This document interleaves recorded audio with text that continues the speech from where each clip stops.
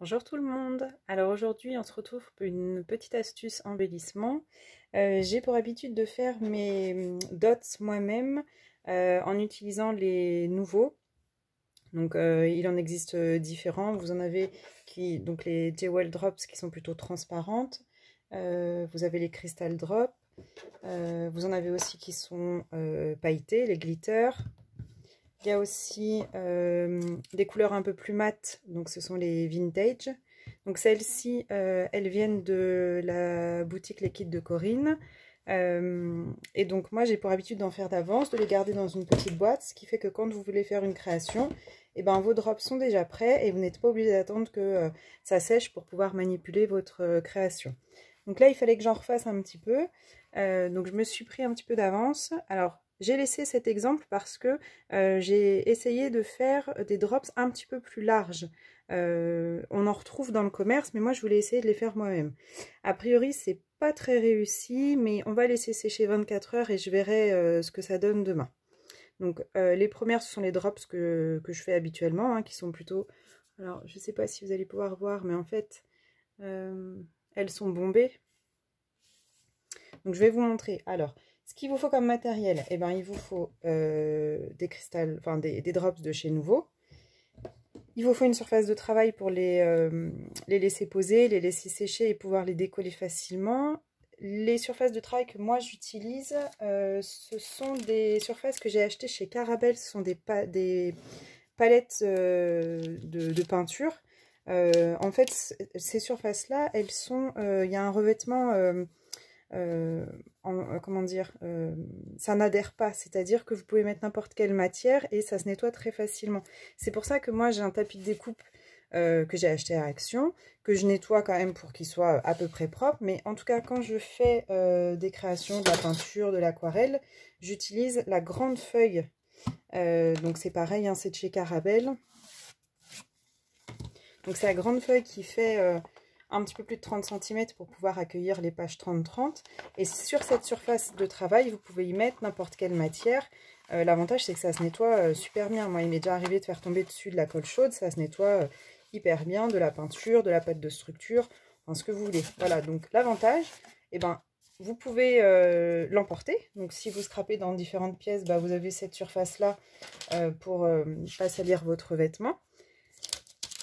Et cet été, ils ont sorti les palettes d'artistes. Donc, elles sont vendues par deux hein, dans le paquet.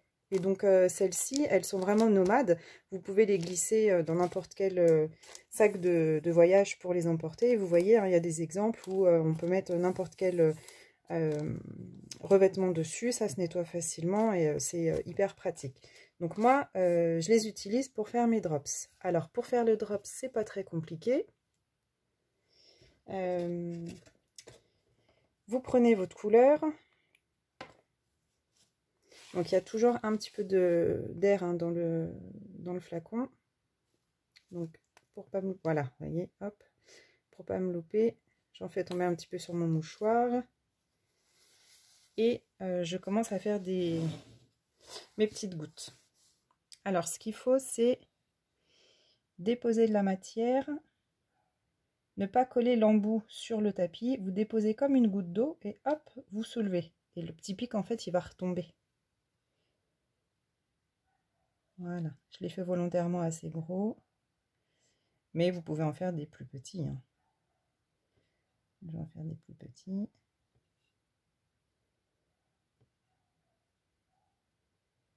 Alors quand j'en fais, j'en fais. Hein. Ça m'évite d'y revenir, surtout que bah, ma surface de travail, je ne vais pas pouvoir l'utiliser pendant 24 heures. Donc autant la remplir. Voilà. Donc là, il y a différentes tailles. Je vais vous montrer. Hop. J'ai encore du mal. Voilà. Donc là, on voit bien, hein, elles sont bien rondes. Donc bah, je vais faire différentes couleurs et puis je vais vous montrer le résultat. Donc voilà le résultat. Donc là j'ai fait un petit peu toutes les couleurs que j'avais. J'ai un peu accentué sur les couleurs printanières parce que ça va être les créations du moment. Donc là, je les laisse sécher 24 heures et au bout de 24 heures, j'aurai plus qu'à les décoller délicatement. Ça se décolle assez facilement. Sinon, si vous avez du mal, vous prenez juste la pointe du cutter et vous décollez, mais avec la pointe, on essaie juste de soulever et la pastille, elle vient après toute seule. Pour les stocker, alors, pour stocker les dots, je les range dans une petite boîte comme ça, par couleur. Donc là, il m'en reste encore un petit peu. Voilà. Donc bon, j'ai un peu toutes les couleurs.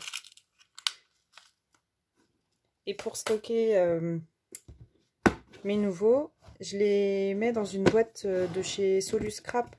Donc c'est les boîtes qui permettent aussi de ranger les photos 10-15. Alors, je vais m'en mettre partout. Hop. Donc voilà. Je les stocke dedans debout. Comme ça, au moins, je suis sûre que ça ne s'abîme pas. Et ce que je me suis fait aussi, juste voilà, quand j'ouvre et que je veux voir un petit peu le nuancier que j'ai, je me suis fait une petite pastille là sur le dessus. Voilà, comme ça, on repère les couleurs directement en ouvrant. Donc j'en ai deux. Une pour les couleurs un peu plus chaudes. Et la deuxième pour les couleurs froides. Donc voilà. Comme ça, j'ai mon petit nuancier ici. Mes boîtes de stockage, celles-ci, je les range dans un petit trolley. Et comme ça, elles sont conservées sans s'abîmer. Donc voilà, c'était mon astuce d'aujourd'hui pour faire ces petits dots maison. Donc bah voilà, dites-moi ce que vous pensez de cette idée. Si vous avez d'autres astuces pour faire des dots. Voilà, moi j'aime bien partager, échanger les idées. Donc n'hésitez pas à me donner les vôtres. Voilà, bonne journée.